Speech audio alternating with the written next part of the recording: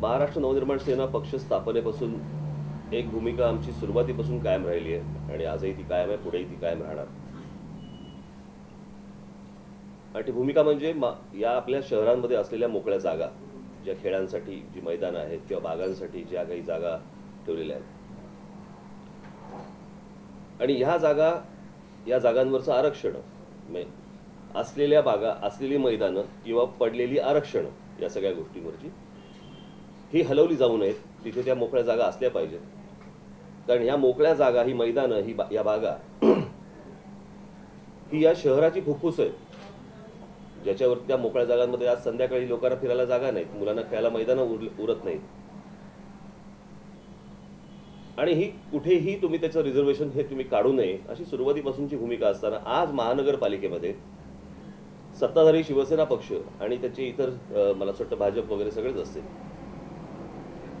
यांनी या जवळपास किती 100 किती आहेत त्या 1200 एकराच्या 1200 एकर जमीन, त्या 1200 एकर जमीन ज्याच्यामध्ये मैदानं आहेत, ज्याच्यामध्ये बागा आहेत, अशी सगळे जागा या खाजगी बिल्डरांना किंवा खाजगी संस्थांना ह्या देण्याचा प्रस्ताव काल महानगरपालिकेमध्ये मंजूर झाला. महाराष्ट्र नवनिर्माण सेनेचे आमच्या सर्व नगरसेवकांनी त्याला कडाडून विरोध केलाच, परंतु त्याही परिस्थितीत बहुमताच्या जोरावरती त्यांनी तो संपूर्ण प्रस्ताव मान्य करून घेतला. अर्थात तो महानगरपालिकेत जरी मान्य झालेला असला तरी रस्त्यावरती तो मान्य होणार नाही. परंतु ही कुठची भूक आहे मला अजूनपर्यंत समजलेलं नाही की ह्या सगळ्या बिल्डरांच्या घशामध्ये या सगळ्या मोकळ्या जागा घालायच्या. म्हणजे महानगरपालिकेचं वार्षिक बजेट जवळपास या सगळ्या जागा टिकवण्यासाठी 50 कोटीचं बजेट आहे, त्यातला 1 रुपया वापरला जात नाही. मग ते 50 कोटी रुपये कुठे जातात माहित नाही. आणि अशाही सगळ्या परिस्थितीमध्ये ह्या सगळ्या जागा तुम्ही बिल्डरांच्या घशात घालायच्या. उद्या ह्या बिल्डरांना दिल्या, कोणी इतर सामाजिक कुठच्या इतर संस्थांना दिल्या, कालांतराने त्या सगळ्या जागांची क्लब होणार. क्लब झाले की मेंबरशिप आली, हे सगळे पैसे कमवण्यासाठी म्हणून या सगळ्या गोष्टी सुरू आहेत. याच्यासाठी म्हणून मी आज आपल्याला इथे बोलवलं. आजपासून आमची प्रत्येक या रिकाम्या सगळे जे काही जागा असतील, मैदानाच्या असतील, बागा असतील, तिकडे सगळी आमच्या पक्षातर्फे आंदोलनं सुरू होतीलच. मी आज जो बसलोय तो मी मुंबईमधल्या नागरिकांना फक्त एक आवाहन करण्यासाठी बसलोय की ह्या जागा काढल्या जाऊ नयेत. याच्यासाठी मला असं वाटतं मुंबईतल्या सर्व नागरिकांनी सतर्क राहणं गरजेचं आहे. आजच्या आणि भविष्यातल्या येणाऱ्या पिढ्यांसाठी या जागा खूप महत्त्वाच्या आहेत. त्यांना खेळण्यासाठी मैदानं हवीत, लहान मुलांसाठी तिथे बागा हव्यात, आणि याच्यासाठी ज्या जागा आहेत या जागांसाठी म्हणून आम्ही एक सह्यांची स्वाक्षरीची एक मोहीम आम्ही आजपासून सुरू करत आहोत मुंबईमध्ये. त्या संपूर्ण मोहिमेला कुठचंही राजकीय रंग न देता किंवा राजकीय विचार न करता शहरातले नागरिक म्हणून सर्व नागरिकांना माझं आवाहन आहे की या सह्यांच्या मोहिमेमध्ये आपण यावं, उतरावं, सह्या कराव्यात. प्रत्येक महाराष्ट्र नवनिर्माण सेनेचे सर्व आमचे लोक आपल्या घरापर्यंत येतील आणि त्या सह्यांचं संपूर्ण बाळ हे मुख्यमंत्र्यांना सप्रेम भेट म्हणून देण्यात येणार आहे. जर त्यांनी ह्या प्रकारचा निर्णय, हा जो झालेला निर्णय आहे, हा जर बदलला नाही महानगरपालिकेत, तर हा बाळ संपूर्ण नागरिकांच्या वतीने आम्ही मुख्यमंत्र्यांना देऊ. आणि त्या प्रकारचं आंदोलन हे आजपासून संध्याकाळपासून सुरू होईल. सगळ्या ठिकाणी बोर्ड लागतील, होर्डिंग्स लागतील, जे काय लागायचं लागतील. आणि कुठच्याही परिस्थितीमध्ये या जागा विकल्या जाऊ देणार नाही एवढं निश्चित. आणि याच्यासाठी सर्व नागरिकांनी सहकार्य करावं एवढी फक्त माझी सर्व नागरिकांना मुंबईतल्या माझी विनंती.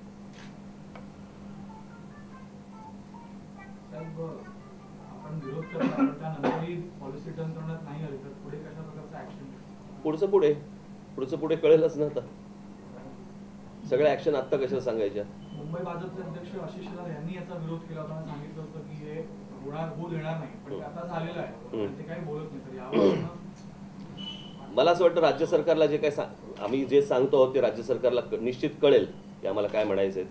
त्याप्रमाणे राज्य सरकारने त्वरित याच्यावरती निर्णय घ्यावा. कारण हे प्रकरण पुढे जर पेटत गेलं तर शेवटी सामोरं राज्य सरकारला जावं लागेल, महानगरपालिकेला सामोरं जावं लागेल. आणि नागरिकांनी या गोष्टींचा विचार केला पाहिजे की ज्यांना आतापर्यंत आपण निवडून दिलंय ते अशा प्रकारे मुंबईच्या कशा प्रकारे लिलाव करतायत आणि कशा प्रकारे विकतायत, ते जे मतदार आहेत त्यांना पण एकदा कळू देत की ज्यांच्या हातामध्ये एका विश्वासाने जेव्हा महानगरपालिका दिली जाते किंवा राज्य सरकार दिलं जातं, त्याच्यानंतर हे अशा भूमिका जर घेणार असतील ज्या नागरिकांना भविष्यात आणि आत्ताही त्रासदायक ठरणार असतील, उपयोग काय यांचा सत्तेवरती येण्याचा. ह्यांची खाबुगिरी हे चालू ठेवणार, ह्यांचे या सगळ्या गोष्टीतनं पैसे कमवत राहणार.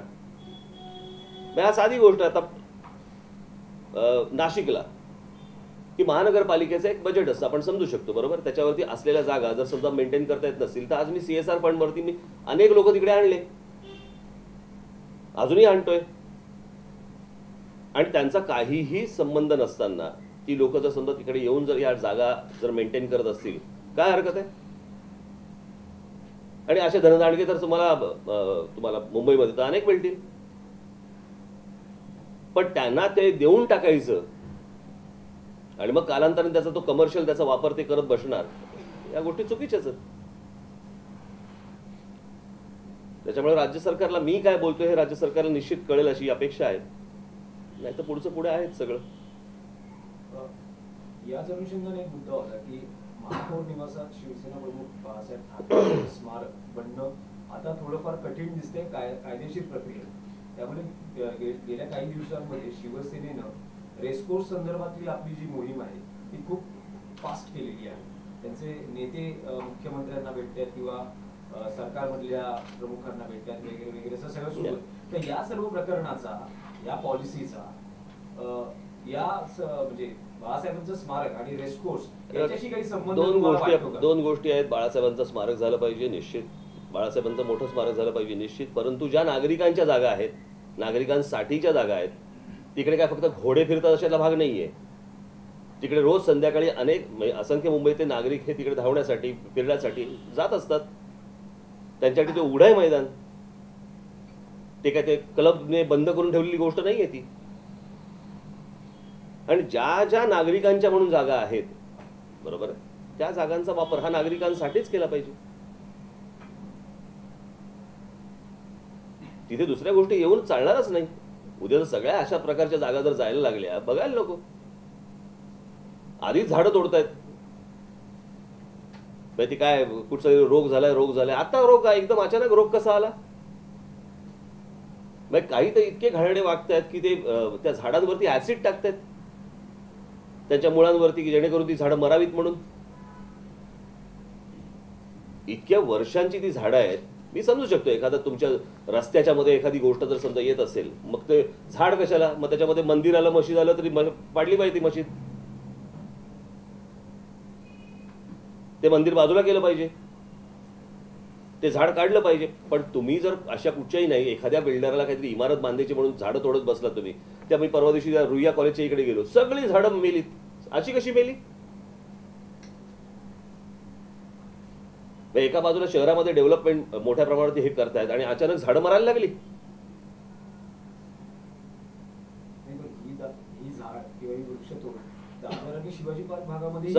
सगळ्या ठिकाणी सुरू आहेत. मग आता प्रश्न असा आहे ना की ह्या ठिकाणी आम्ही वाचवण्याचा प्रयत्न केला. त्याच्यासाठी माझा मुलगा गेला होता तिकडे, आयुक्तांना भेटायला गेला होता. त्या काहीतरी आळ्या का काहीतरी मिळतात त्या झाडावरती काहीतरी सोडायचे असतात आणि त्याच्यामधून ते जो काही रोग झाला असेल जो काही तो वाचतो, त्यातनं झाडं वाचतात. हेही महानगरपालिकेला सांगितलं, आयुक्तांना सांगितलं, करतो म्हणून सांगितलं, पुढे काही नाही. प्रत्येक गोष्टीवरती इलाज आहेत, उपाय आहेत, करायला पाहिजे ना. पण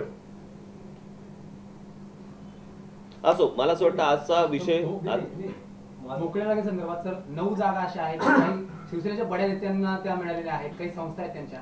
एक कुठेतरी स्पेशल ट्रीटमेंट दिली गेली का की केवळ राजकीय सेटलमेंट असं तुम्हाला वाटतं का? कारण सेटलमेंट कसली आहे याच्यात? भाजपच्याही एका खासदारांना मग मी तेच तर सांगतोय ना की या सगळ्या याच्यामध्ये या जागा बळकवण्याचा फक्त उद्देश यांचा, याच्या पलीकडे काही नाही. म्हणजे लोकांसाठीच्या जागा लोकांसाठी वापरल्या गेल्या पाहिजेत, त्याच्यासाठी महानगरपालिकेने फंड वापरला पाहिजे. त्याच्याऐवजी ह्यांना या जर स्वतःच्या खिशात टाकायचे असतील, तिकडे जर क्लब बांधायचे असतील, कसं चालेल मला सांगा.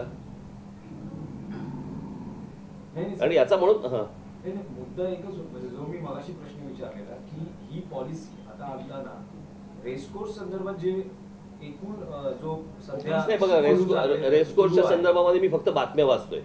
अजून त्याच्यावरती कुठची भूमिका ना राज्य सरकारने घेतली ना अजून कोणी घेतली. त्याच्यामुळे इफ अँड बट वरती काय बोलण्यात अर्थ नाहीये. रेसकोर्सवर आंतरराष्ट्रीय दर्जाचं उद्यान उभारावं असं शिवसेना आणि ते राहू देत ना मोकळ्या जागा. आता अचानक एवढा जो रेटा लावला जातोय, इथे स्मारक होणार नाही तर रेसकोर्सची जागा ओपन करावी असं काहीतरी तुम्हाला? मला असं वाटतं की मला होणार नाही, अशी कुठची गोष्ट होणार नाही. कारण ते मग प्रकरण खूप विचित्र वेगळ्या लेवलला जाईल सगळं. सिग्नेचर कॅम्पेन केलेलं आहे, कोर्टात पिटिशन ही PIL फाईल करणं, सिग्नेचर कॅम्पेन आपण सुरू करताय, पण या विषयासंदर्भात कोर्टात काही पिटिशन फाईल करणार पक्षाकडनं किंवा मी आता बोलेन त्यांच्याशी, मी हा विषय त्यांच्याशी बोलेन आता. ठीक आहे.